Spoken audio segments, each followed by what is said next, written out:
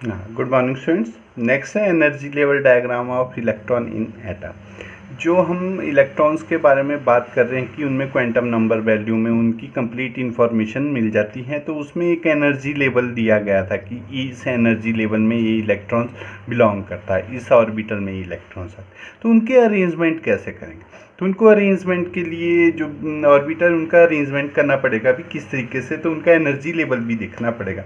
तो हम लोग एक टेबल सा बनाएंगे जिसमें हमारे पास उसकी एनर्जी के बारे में बताया जाएगा कि जिसकी सबसे कम एनर्जी होती है वो सबसे पहले आएगा हमारे पास।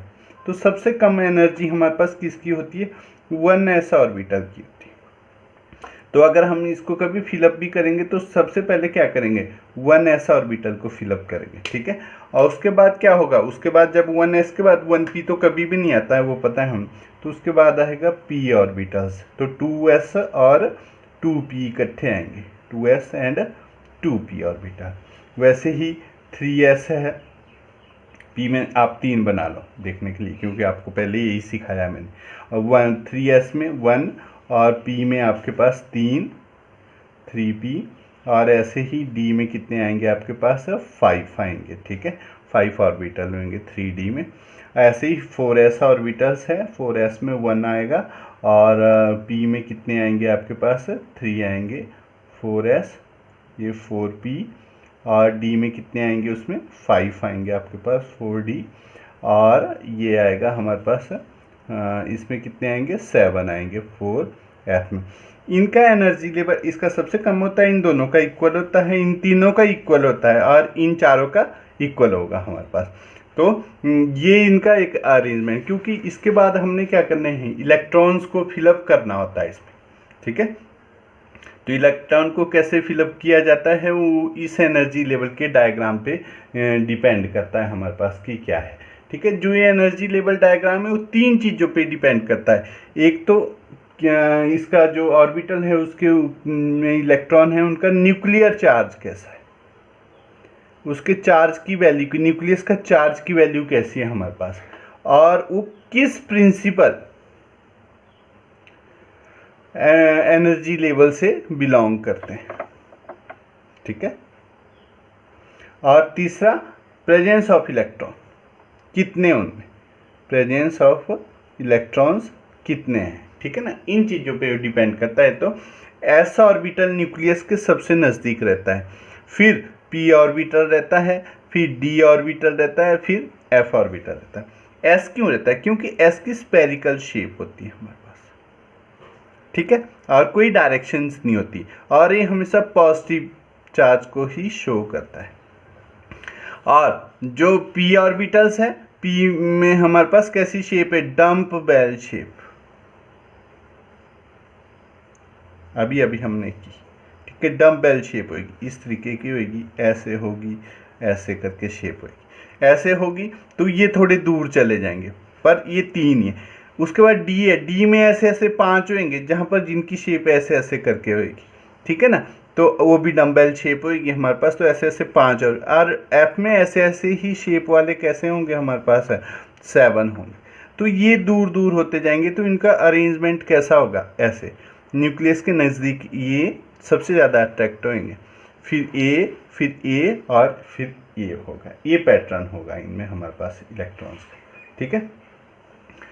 अब आपको क्या होगा कि जब आपने इलेक्ट्रॉन्स को फिलअप करना है तो आपको कुछ एक रूल्स को भी पता होना चाहिए कि उसमें ये बोला जाएगा कि सबसे पहले जो इलेक्ट्रॉन्स है वो कहाँ आना चाहिए? सबसे लोएस्ट एनर्जी लेवल पे, फिर उससे ज़्यादा, फिर उससे ज़्यादा, फिर उससे ज़्यादा, फिर उससे ज़्यादा, फिर उससे ज़्यादा, फिर आगे, फिर और आगे, फिर आगे, और हायर एनर्जी लेवल की तरफ को जाना चाहिए, ठीक है। तो इस सब की डिस्क्रिप्शंस के लिए आपको आउफ बाउ प्रिंसिपल इसके बारे में बताता है, ठीक है। तो ध्यान से अब आप लोगों ने समझना है इसको, और कल आप लोगों की जो है वो मैं लाइव इस पे आऊँगा यूट्यूब पे, और आप वहाँ में से क्वेश्चनिंग कर सकते हैं जो मैंने ये चैप्टर पढ़ाया। फिर मैं इसको दोबारा नहीं पढ़ाऊँगा आपको, इसलिए it's your responsibility to be participated in the Saturday activity, okay. तो जो भी है, आउफबाउ प्रिंसिपल्स क्या बोलता है? ये बोलता है कि जब हम किसी एटम की ग्राउंड स्टेट में जाते हैं तो इलेक्ट्रॉन जो एंटर करता है ऑर्बिटल के अंदर वो लोएस्ट एनर्जी लेवल पे करता है और धीरे धीरे इंक्रीजिंग ऑर्डर में चलेगा। ठीक है, तो आपने पहले अंडरस्टैंड करना है इसको कि इन द ग्राउंड स्टेट का मतलब होता है रेस्ट स्टेट, जहाँ पर इलेक्ट्रॉन रह रहा है। अभी किसी भी एटम के अंदर जो इलेक्ट्रॉन है वो जिस स्टेट में रह रहा है उसको बोलेंगे। An electron enters the orbital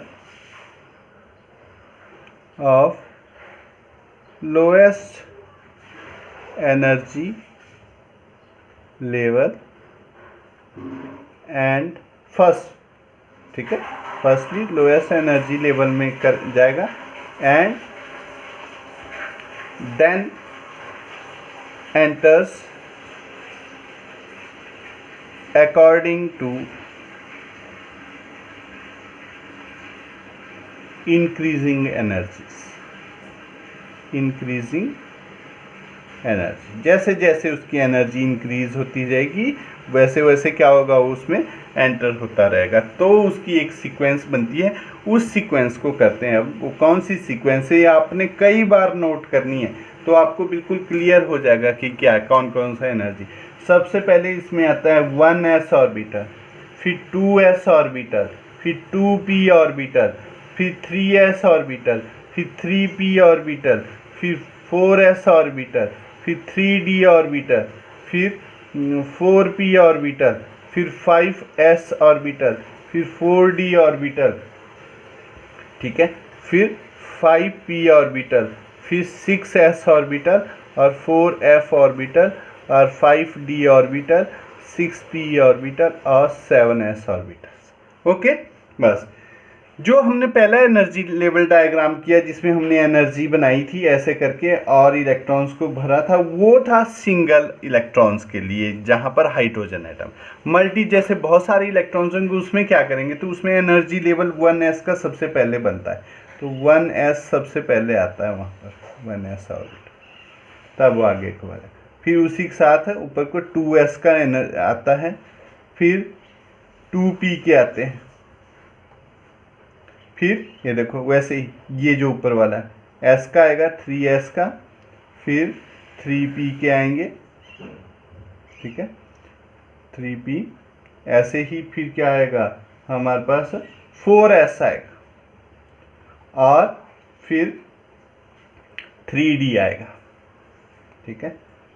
देखो वहाँ बदल गए, वहाँ तो क्या था 3s 3p और 3d क्या थे, एक जैसी सीक्वेंस में थे। 2s और 2p भी एक जैसी सीक्वेंस में थे, पर अब क्या है 2s छोटा एनर्जी लेवल में, 2p बड़ा है। 3s और 3p से बड़े 4s आ जाता है, 4s छोटा है जबकि 4s ऊपर जा रहा था वहाँ पर, और 3d क्या है बड़ा एनर्जी लेवल में, ठीक है।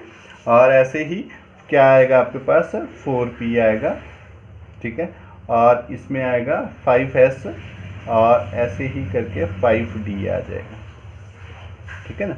ये why the electron enter before the 4s orbital में क्यों आ जाते 3d ऑर्बिटल्स की जगह, जबकि हमें सीक्वेंस तो ये सिखाई गई है कि 1s होता है, 2s और 2p होते हैं, 3s 3p और 3d होते हैं, फिर 4s 4p 4d 4f होते हैं। पर यहाँ इलेक्ट्रॉन्स क्यों हमारे पास d के बजाय s में एंटर होता है हमारे पास, ठीक है। तो इसके लिए एक रूल लगता है जिसको हम लोग बोहर-बरी रूल बोलते हैं। क्या बोलेंगे, बोहर-बरी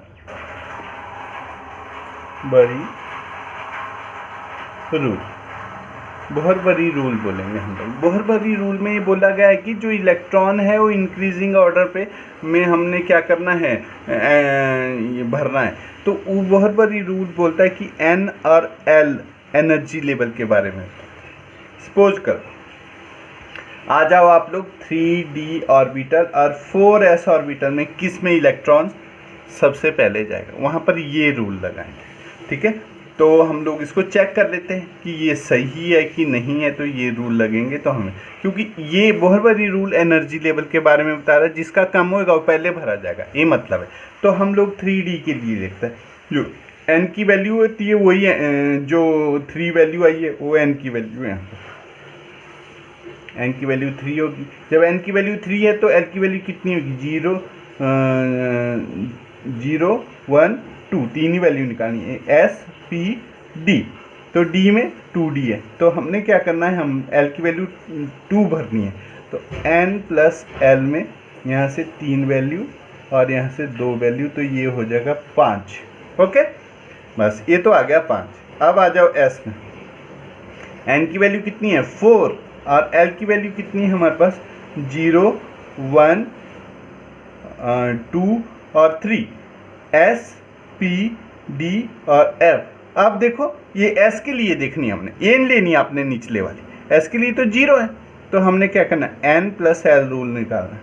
N की वैल्यू यहाँ पर क्या थी 4 और L की वैल्यू क्या थी s ऑर्बिटल के लिए 0, तो इसको जोड़ दो 4, तो 4s ऑर्बिटल ऑटोमेटिकली क्या आ गया, कम एनर्जी लेवल में आ गया और ये ज़्यादा एनर्जी लेवल में आ गया, तो इसको पहले भरेंगे हम लोग, ठीक है।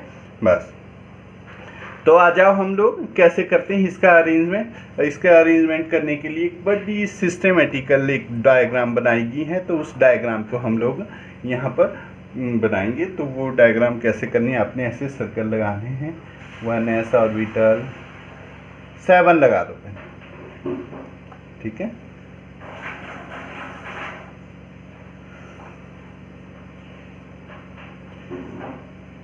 इसका नाम 1s, इसका 2s, इसका 3s, 4s, 5s, 6s, 7s, okay. बस और इसका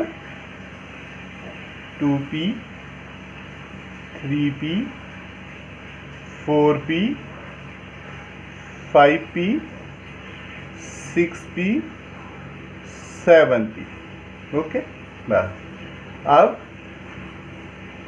D का आएगा, तो यहाँ 3D, 2D तो होता नहीं है, 4D,